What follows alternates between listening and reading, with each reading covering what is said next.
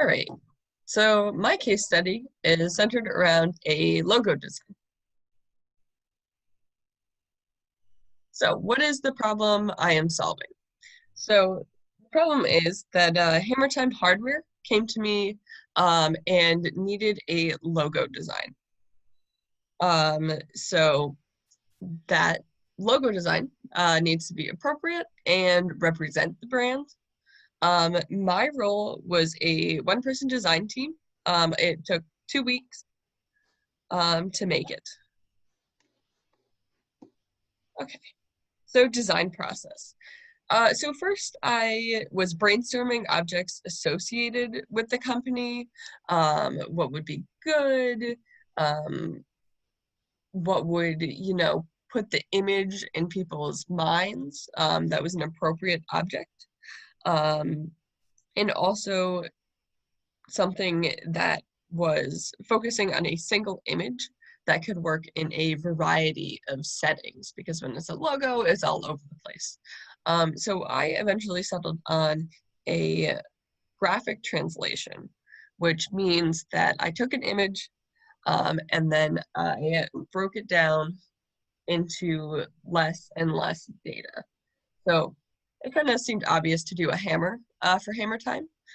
So you can see I took the image of the hammer in the center there, and then on the right, I did renditions where I kept taking away more and more information to kind of see the line between how much information I can take away with the object still being recognizable. Nope, wrong way. Yeah, so after I settled on the design, I digitalized it, put it on the computer, and made sure that it was like a vector format. It looks simple, concise, clear, and eventually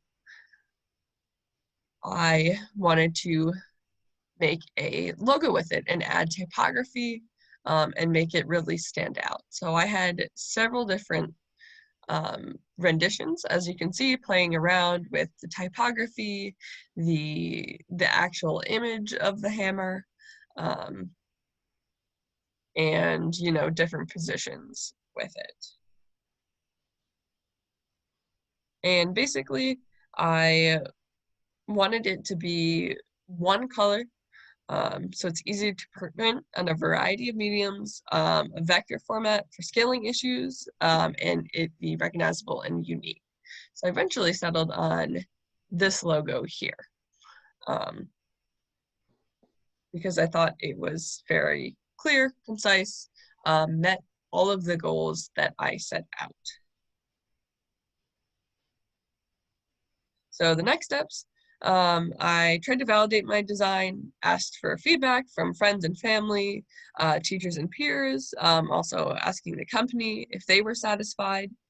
And then the next steps would be preparing the design to translate to different scales and materials without hiccups.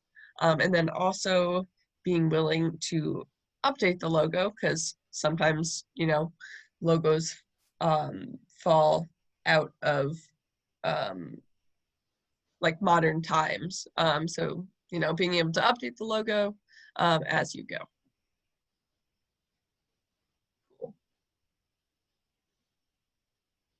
People have any questions, comments, concerns?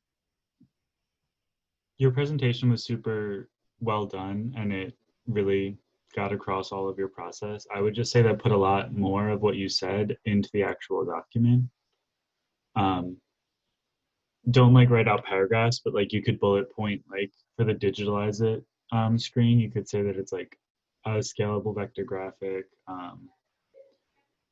and like the program you used to do it or something. Oh yeah, I did forget to mention that it was Illustrator. Yeah.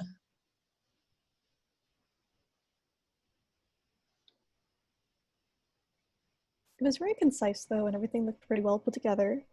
Good stuff. That's the one I would have picked too for the logo.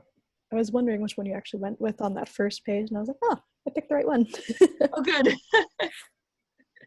Yeah, that's good. Means I'm on the right track.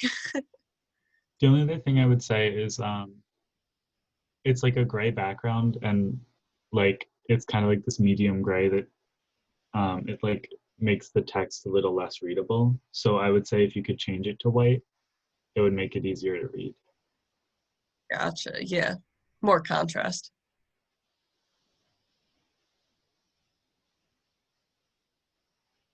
Sweet. All right. Thank you Yeah, guys so much. I think. no problem. Yep. All right. Have a good Cool. one.